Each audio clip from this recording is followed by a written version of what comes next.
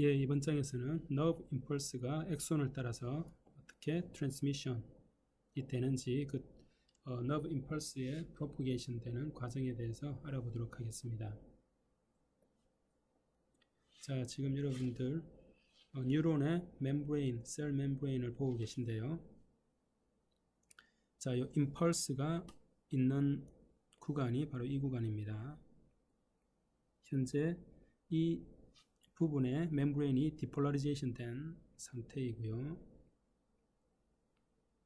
소디움 채널이 열려 있죠. 슬로우 게이트, 패스트 게이트 둘 다 열려 있습니다. 그래서 디폴라리제이션이 된 상태고요. 이 부분은 아직 레스팅 상태입니다. 패스트 게이트가 닫혀 있죠. 슬로우 게이트는 열려 있지만, 따라서 이 패스트 게이트만 닫혀 있고 슬로우 게이트는 열려 있는 상태가 바로 레스팅 상태에서의 소디움 채널의 게이트들의 상태가 되겠습니다. 그럼 이 구간은 뭘까요? 이 구간은 이미 임펄스가 지나온 자리입니다. 임펄스가 이미 지나온 자리고 그 게이트 상태를 보니 패스트 게이트가 닫혀 있죠. 그리고 슬로우 게이트도 함께 닫혀 있습니다.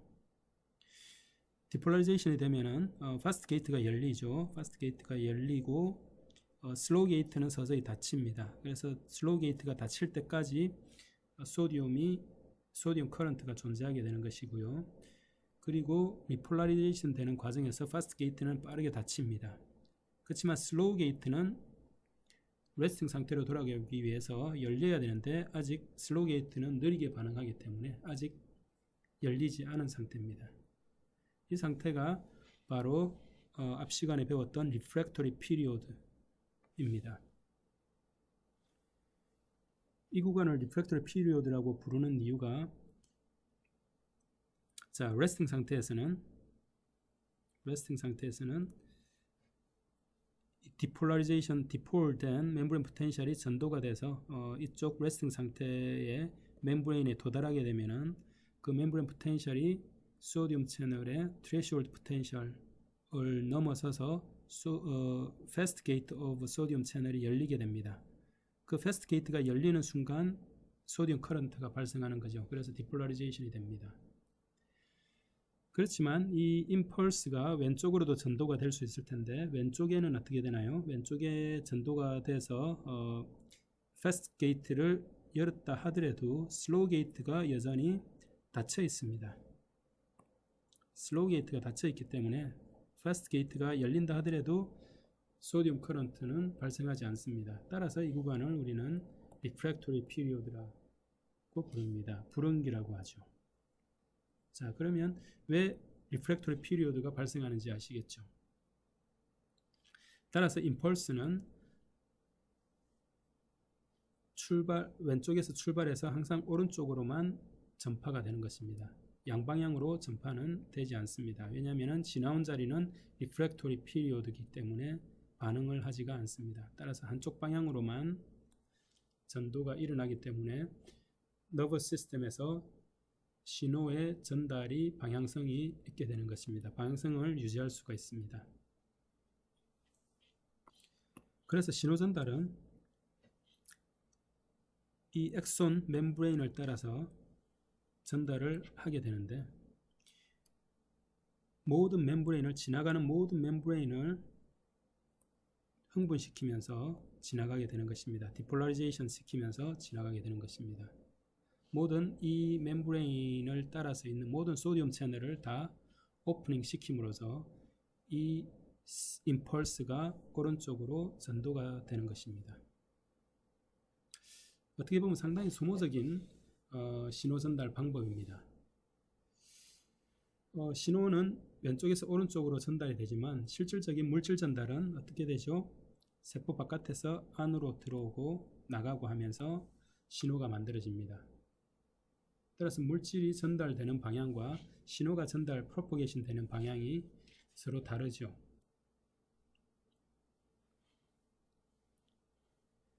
그래서 이제 이러한 방법으로 뉴런을 통해서 신호를 전달하는 뉴런이 있는가 하면은 다음 장부터 하겠습니다. 대부분의 뉴런들은 마이엘린이라고 하는 것에 쌓여져 있습니다. 여러분들 아마 생물 시간에 고등학교나 중학생 때 생물 시간에 아마 배웠을 것으로 판단이 되는데요. 이 마이엘린이라고 하는 어떤 피복과 같은 인슐레이터에 감겨져 있습니다. 엑손이. 이 마이엘린이라고 하는 것은 자 여기에 그림에 보이시는데요. 슈반셀이라고 하는 이런 세포가 있습니다. 이런 세포가 있는데 이 세포의 꼬리에 바로 수초라고 하는 마이엘린이라고 하는 지질의 꼬리가 이렇게 달려져 있습니다. 꼬리가 이렇게 길게 있어서 이 꼬리가 바로 엑손을 이렇게 감싸고 있습니다. 따라서 이 지질 꼬리가 엑손을 감싸고 타이트하게 감싸고 있으면 자 요거를 종단면으로 자른 모습이 요건데요.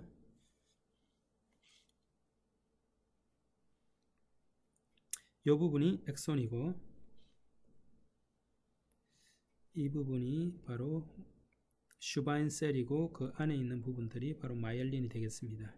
이 마이엘린들이 엑손의 셀 멤브레인을 3-4번 감싸고 있습니다. 이렇게 감싸고 있기 때문에 여기에 있는 채널들 색깔을 다른 걸로 하겠습니다.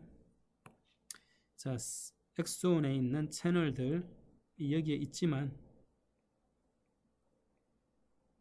이 채널들은 열린다 하더라도 이온들이 왔다 갔다 할 수가 없습니다.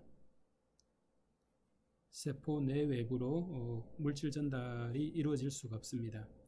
따라서 여기에서 만약에 디폴라리제이션이 됐다면 이 상태에서 이 자리에서 신호가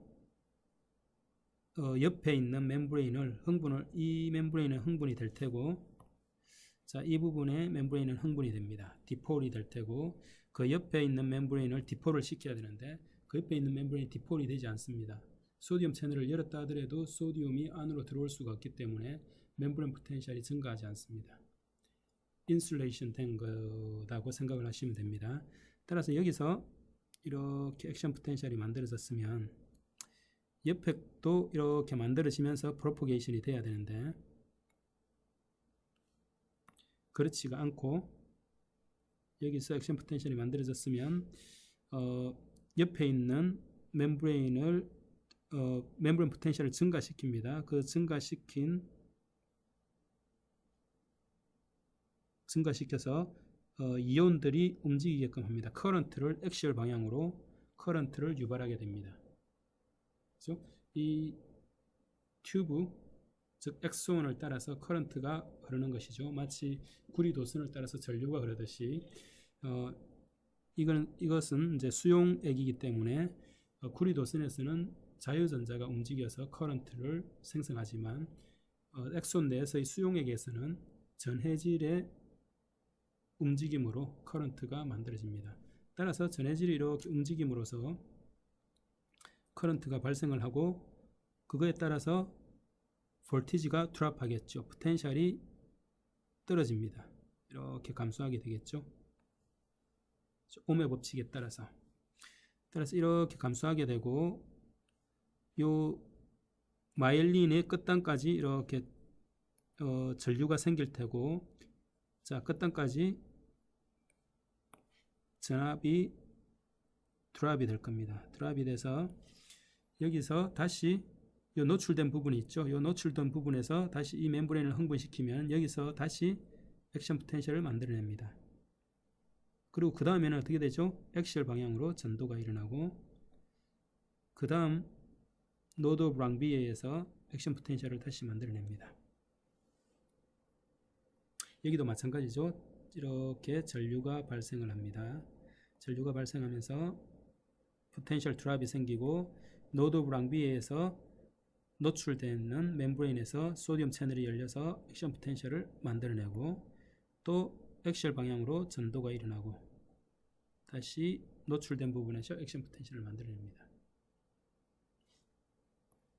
자, 이 부분이 마이엘린이 있는 부분이고 노출되는 부분이 있죠. 이 부분을 아까 설명을 안 드리고 내가 얘기를 했는데 이 부분이 바로 node of 랑비에입니다. 랑비에 노드라고 합니다.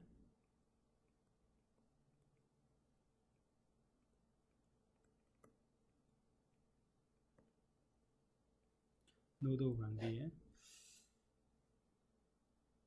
따라서 실제로는 이런 마이엘린이 있는 뉴런에서는 액션 포텐셜은 node of 랑비에에서만 만들어집니다. 그리고 마이엘린이 있는 곳에서는 액션 포텐셜을 만들지 않습니다.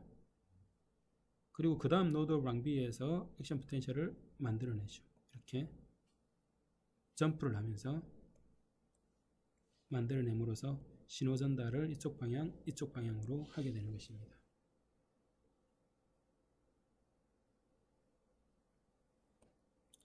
자, 전도 속도는 어디가 빠를까요? 마이엘린이 있는 곳이 빠를까요? 아니면은 마이엘린이 없이 모든 소디움 채널들을 오프닝 시키면서 프로포게이션 되는 경우가 더 빠를까요?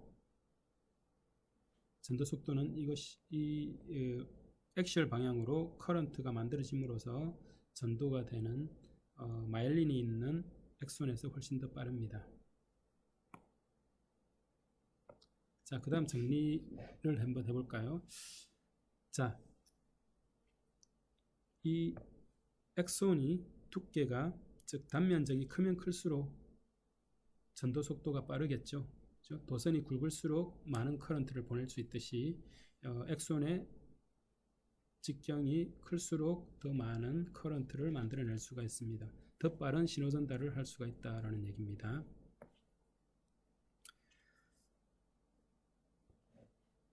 이제 버터브레이트와 인버터브레이트이 있는데요. 버터브레이트이 바로 척추 동물입니다.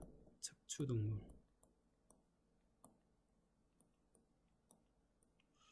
인버터브레이트는 무척추 동물입니다. 인버터브레이트 무척추 동물입니다.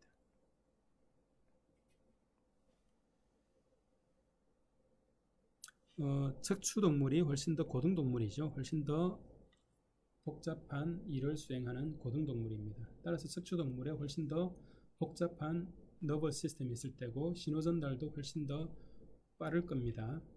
그런데 무척추 동물이 엑손의 다이아메타가 훨씬 더 큽니다. 무척추 동물이 더 크고 스몰 다이아메타, 척추 동물은 다이아메타가 작습니다. 왜냐면은 아마 얘를 이미 알아채셨겠지만 마이엘린이 바로 척추 동물에 있기 때문입니다. 무척추 동물에는 대부분 non-myelinated 엑손입니다. 척추 동물에는 myelinated 엑손이고요. 따라서 마이엘린이 엑손을 감싸므로써 스몰 다이아메타인데도 불구하고 훨씬 더 빠른 신호 전달을 할 수가 있습니다. 그래서 마이엘린 쉐드가 있음으로써 장점이 두 가지가 있는데요. 첫 번째로 공간을 절약할 수가 있습니다. 엑손이 굵을 필요가 없는 것이죠. 엑손이 아주 얇아도 마이엘린으로 피복을 이렇게 만들어 놓음으로써 충분한 속도의 신호 전달을 할 수가 있습니다. 그리고 두 번째로, 첫 번째고요. 두 번째로 에너지를 세이브할 수가 있습니다. 에너지를 왜 세이브할 수 있을까요? 자, 여기 한번 볼까요? 여기서 신호 전달을 하기 위해서는 소디움 채널, 모든 소디움 채널들을 다 오프닝을 시켜야 됩니다. 오프닝을 시킴으로써 임펄스를 프로포게이션 할 수가 있는 것입니다. 이 소디움 채널이 오프닝 돼서 디폴라리제이션이 되면은 어떻게 되죠? 바깥에 있던 소디움이 안으로 몰려 들어오고 안에 있던 포타슘이 바깥으로 나갑니다. 뒤죽박죽이 되죠. 그것을 원위치 시키는 작업을 소디움 포타슘 펌프가 하는데요. 그 소디움 포타슘 펌프가 포타슘을 바깥으로 소디움을 안쪽으로 이동함으로써 다시 재정렬을 하게 되는데요. 그러기 위해서 소디움 포타슘 펌프는 어마어마한 ATP 에너지를 소모합니다. 척추동물인 우리 인간에게 있어서 조차도 소디움 포타슘 펌프가 우리 몸에서 만들어내는 에너지의 3분의 1을 사용을 하고 있습니다.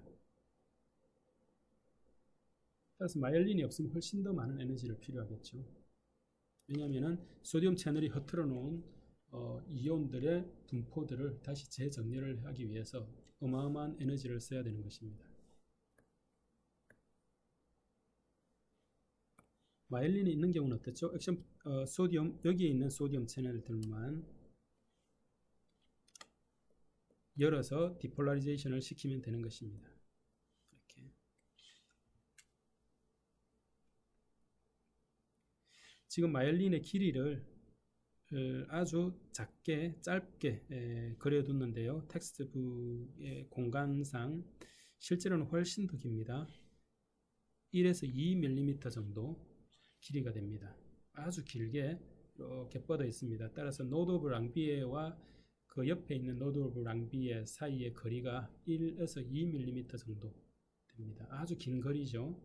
그 사이에는 액션 포텐셜, 즉 소디움 채널을 열지를 않습니다. 따라서 액션 포텐셜을 만들지 않습니다. 그러면서 아주 빠른 속도로 신호를 전달하게 되는 것입니다.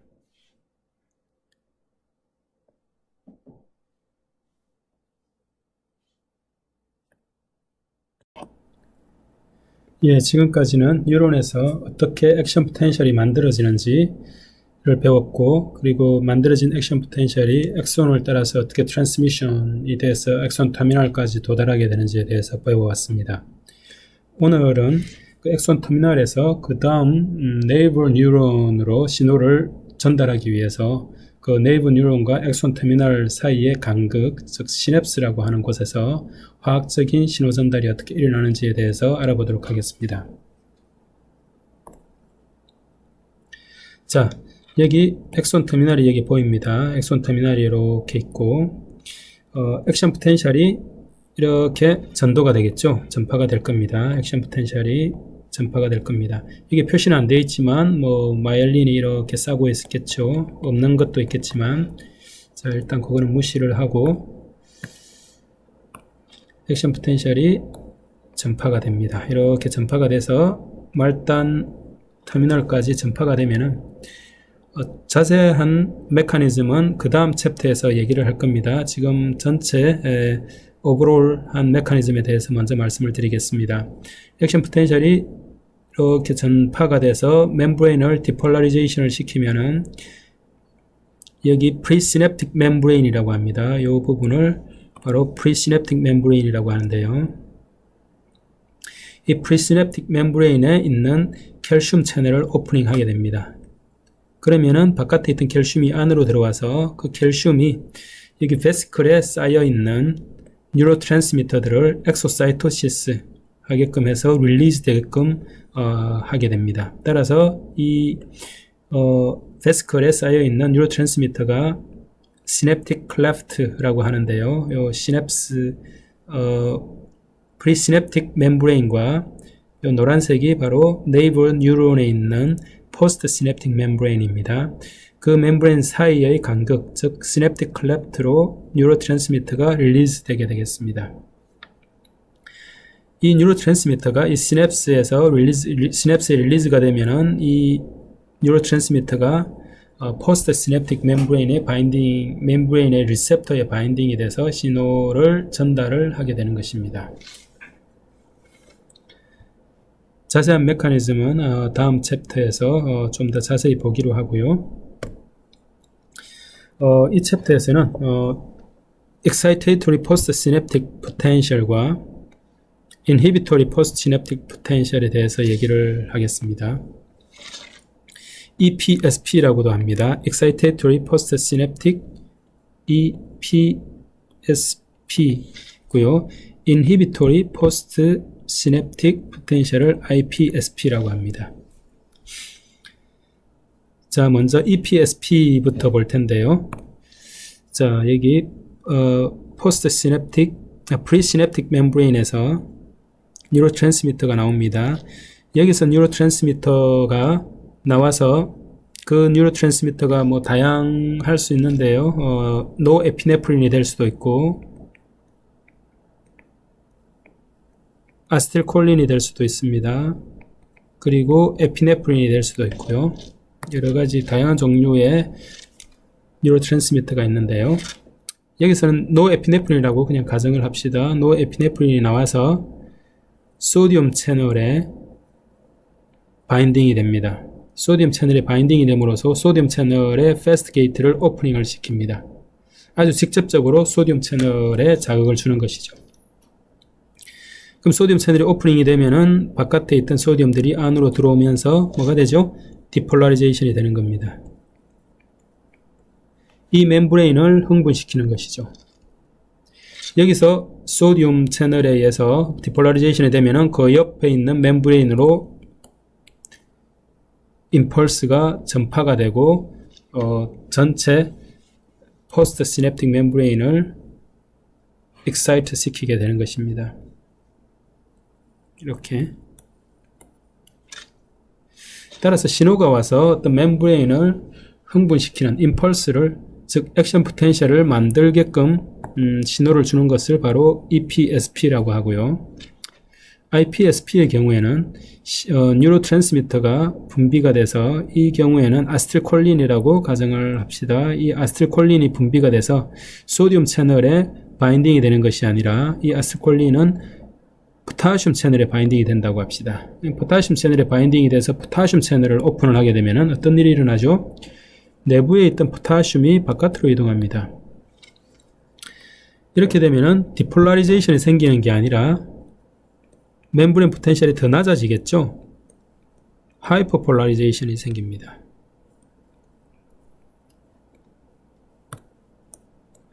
하이퍼폴이 돼서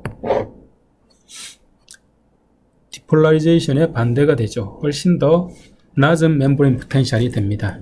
그 낮아진 멤브레인 포텐셜이 어떻게 주위의 멤브레인에 영향을 끼치게 되는 거죠. 주위 멤브레인도 낮은 멤브레인 포텐셜이 될 테고, 그렇게 되면은 어떻게 되죠? 소디움 채널은 오픈이 되나요? 안 되나요? 소디움 채널은 오픈이 될 리가 없죠. 소디움 채널은 오픈이 되지 않습니다. 소디움 채널이 오픈이 되지 않으면 액션 포텐셜은 만들어지지 않죠.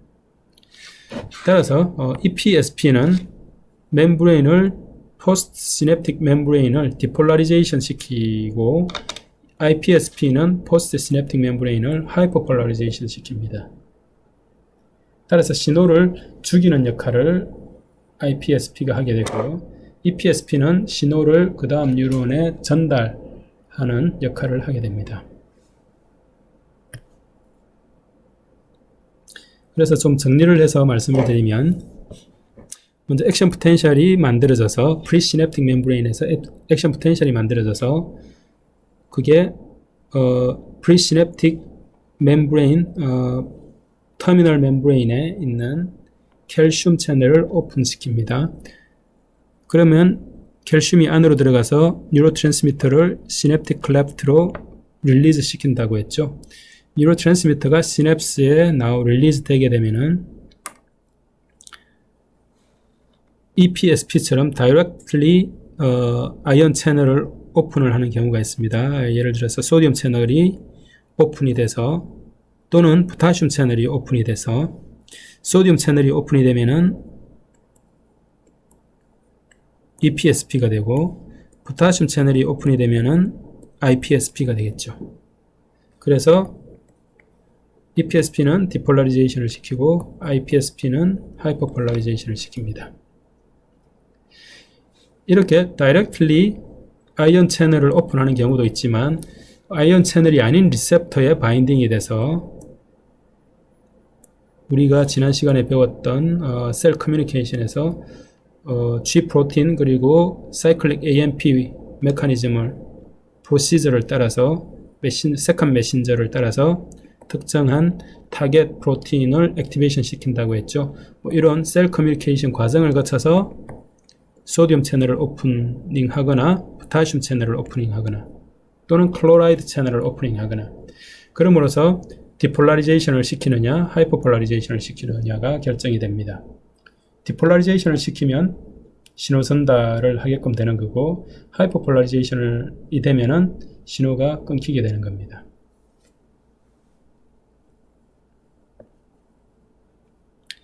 그래서 뉴런과 뉴런 사이에 시냅스도 존재하지만 뉴런과 머슬 사이에 시냅스가 존재할 수가 있는데요. 그 시냅스를 뉴로머스큘러 정션이라고 합니다.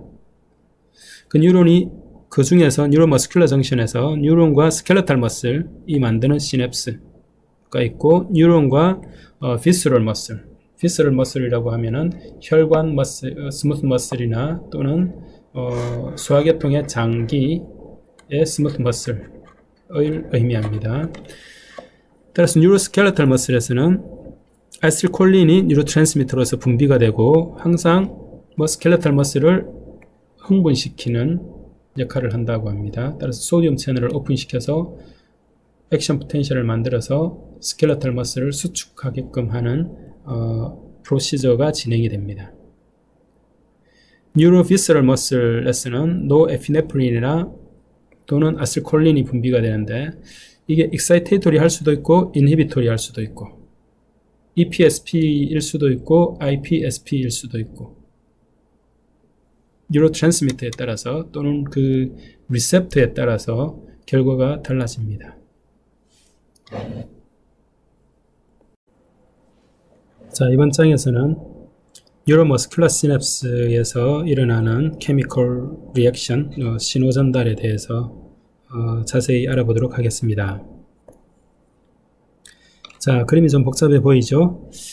자, 여기에 노란색이 프리시냅틱 멤브레인이고요. 프리시냅틱 멤브레인, 그리고 여기 핑크, 주황색이 포스트 시냅틱 멤브레인입니다. 이 사이가 바로 시냅스가 되겠죠. 자, 제일 처음에 어떻게 한다고 했죠? 액션 포텐셜이 전파가 돼서 프리시냅틱 멤브레인까지 전파가 됩니다. 전파가 되면은 이 부분을 보세요. 여기에 캘슘 채널입니다. 이 멤브레인 포텐셜, 액션 포텐셜이 이 캘슘 채널을 오프닝 시킴으로써 바깥에 있던 캘슘이 안으로 들어오게 됩니다. 여기까지는 지난 시간에 배웠었죠. 이 캘슘이 어떻게 하는지에 대해서 좀 자세히 볼 텐데요. 이 캘슘이 안으로 들어가서 여기에 자, 베시클이 있습니다. 베시클 안에 뉴로트랜스미터 아세틸콜린이 있습니다.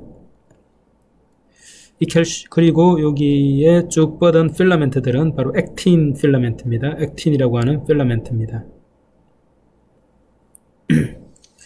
자, 이 액틴 필라멘트에 뉴로트랜스미터의 베시클들이 이렇게 갇혀 있습니다. 바인딩 되어 있습니다. 이렇게 사실 뉴로트랜스미터들의 저장소라고 할 수 있습니다. 이렇게 갇혀 있는데요.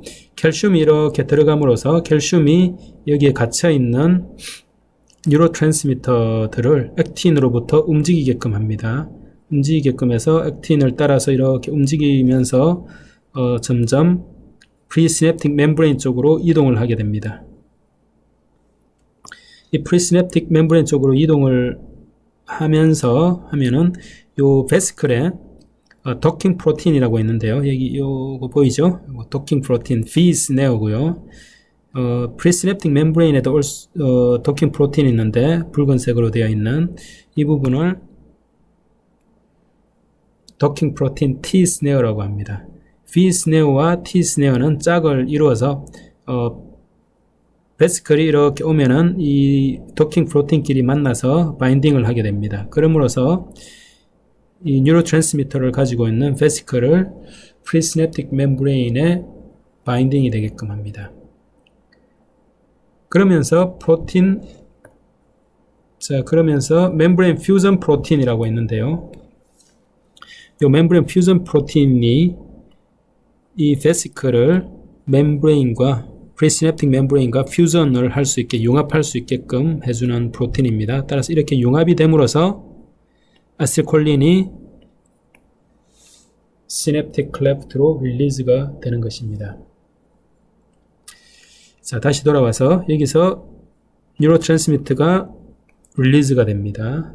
아세틸콜린이 이렇게 릴리즈가 되고 그 릴리즈된 아세틸콜린이 특정한 리셉터에 바인딩이 되면 예를 들어서 소디움이라고 합시다. 소디움 채널에 바인딩이 돼서 소디움 채널을 오프닝함으로써 액션 포텐셜을 만들게 됩니다. 여기서 만들어진 액션 포텐셜은 이렇게 멤브레인은 포스트 시냅틱 멤브레인을 따라서 프로포게이션 되는 것이죠. 그리고 릴리즈된 아세틸콜린이 신호가 있을 때는 계속해서 릴리즈가 돼야 되지만 신호가 끊어졌을 때는 이 아세틸콜린이 없어져야 됩니다. 없어져야 되는데 자연적으로 디퓨전에 의해서 아세틸콜린이 없어지는 것은 상당한 시간을 요합니다. 따라서 무언가가 어떤 촉매가 이 아세틸콜린을 제거를 해야 됩니다. 그 제거하는 단백질이 바로 아세틸콜린 에스트레이즈라고 하는 여기 해바라기처럼 생긴 요 단백질인데요. 이 단백질이 릴리즈된 아세틸콜린들을 모아서 쪼갭니다. 아세테이트와 콜린으로 쪼개서 콜린을 가지고 바인딩을 합니다. 아세틸콜린 에스트레이즈가 이 콜린을 바인딩을 해서 여기 프리시냅틱 멤브레인에 있는 소디움 콜린 코트랜스포터입니다. 여기에서 콜린을 릴리즈를 시켜서 이 콜린이 소디움 콜린 코트랜스포터에 의해서 안으로 다시 들어가게끔 만듭니다. 자, 여기 소디움 콜린 코트랜스포터입니다. 소디움과 콜린 중에 누가 이 코트랜스포터를 작동시킬까요? 소디움이겠죠. 소디움이 세포 바깥에 높은 농도로 있고 세포 내부에 아주 낮은 농도로 있습니다. 따라서 이 소디움의 케미컬 그레디언트가 이 코트랜스포터를 작동을 시켜서 안쪽으로 이동을 합니다. 그 탄력으로 콜린이 함께 안으로 들어가게 되는 게 바로 코트랜스포터의 메커니즘이죠. 따라서 소디움 그레디언트를 이용을 해서 콜린이 안으로 이동하게 됩니다. 자, 이렇게 콜린이 안으로 이동하게 되면은 콜린이 엑손 터미널에서 아세틸코 엔자임 A를 만납니다. 어디서 들어봤죠? 메타볼리즘 할 때 우리 아세틸코 엔자임 A를 배웠습니다. 여기서 이 아세테이트가 분리가 되고 콜린과 만나서 아세틸콜린이 다시 재합성이 됩니다. 다시 만들어진 이 아세틸콜린은 다시 베시클 안으로 들어갑니다. 베시클 안으로 들어갈 때도 어떤 카운터 트랜스포터를 통해서 들어갑니다. 아세틸콜린이 안으로 들어가는데 그죠? 하이드로젠이 바깥으로 나오면서 아세틸콜린이 안으로 들어갑니다. 하이드로젠이 바깥으로 나가면서 아세틸콜린이 안으로 들어오게 됩니다. 이 카운터 트랜스포터죠. 누가 이 카운터 트랜스포터를 작동시킬까요? 바로 하이드로젠입니다. 왜냐하면 이 옆에 하이드로젠 펌프가 있네요. ATP를 소모하면서 하이드로젠을 이 베시클 안으로 펌핑 인 시킵니다. 따라서 이 베시클 안에는 하이드로젠이 아주 높은 농도로 있습니다. 그 하이드로젠의 그레디언트 에너지를 이용을 해서 하이드로젠이 밖으로 나가는 탄력으로 아세틸콜린이 안으로 들어오는 겁니다. 그래서 이 베시클이 아세틸콜린을 가지고 다시 액틴 필라멘트들이 있는 네트워크로 가서 저장이 되어 있는 것입니다. 그 다음에 멤브레인 포텐셜 신호가 와서 액션 포텐셜 신호가 와서 캘슘이 안으로 들어오게 되면은 다시 여기에 저장됐던 아세틸콜린이 릴리즈가 돼서 엑소사이토시스로 다시 시냅틱 클레프트로 릴리즈가 되게 되는 것입니다. 자, 이 과정이 어떻게 이해가 잘 됐나요? 자, 이렇게 아세틸콜린은 릴리즈가 된 아세틸콜린은 다시 재사용이 됩니다. 뉴로트랜스미터가 재사용이 됩니다. 이렇게 재사용하지 않으면은 아세틸콜린을 버리고 새로운 아세틸콜린을 받기 위해서는 저 멀리 셀바디, 저 위에 있는 셀바디에서 다시 아세틸콜린을 만들어서 그 아세틸콜린을 이쪽으로 보내줘야 됩니다. 뉴론의 엑소는 상당히 길기 때문에 상당한 시간이 걸립니다. 따라서 여기서 사용한 아세틸콜린을 재사용하는 것이 훨씬 더 효율적이고 시간도 단축이 됩니다.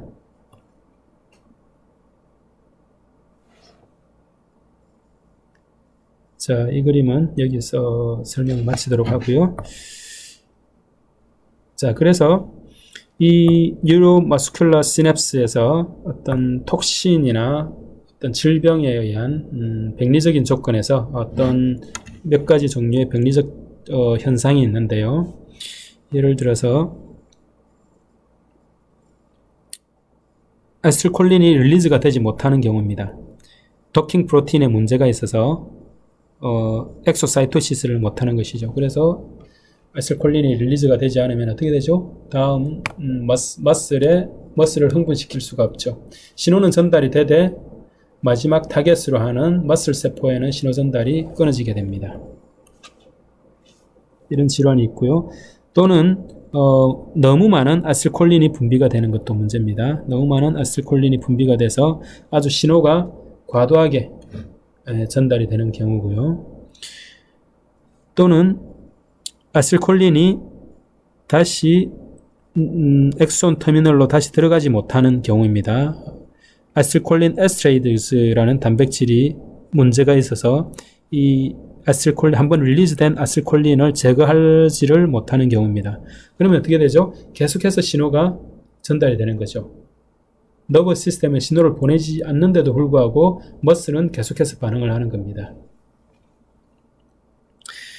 또 여기는 아세틸콜린 리셉터가 블락이 된 경우입니다. 아세틸콜린 리셉터가 블락이 되면 어떻게 되죠? 아세틸콜린의 시냅스에 릴리즈가 된다 하더라도 신호 전달이 안 되겠죠. 또는 소디움 채널이 블락이 된 경우입니다. 포스트 시냅틱 멤브레인에 있는 소디움 채널이 블락이 되어버리면 신호 전달이 됐다 하더라도 소디움 채널이 열리지 않으면 액션 포텐셜이 만들어지지가 않습니다. 그러면 흥분하지 못하죠. 이러한 5가지 종류의 어떤 병리적인 현상도 함께 보았습니다.